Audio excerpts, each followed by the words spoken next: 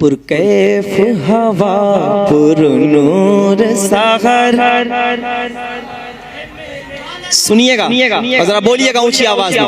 पुरकैफ हवा पुरनूर सागर, ऐसा है मेरे सरकार कदर, ऐसा है मेरे सरकार कदर। सबसे अच्छा सबसे बेहतर, ऐसा है मेरे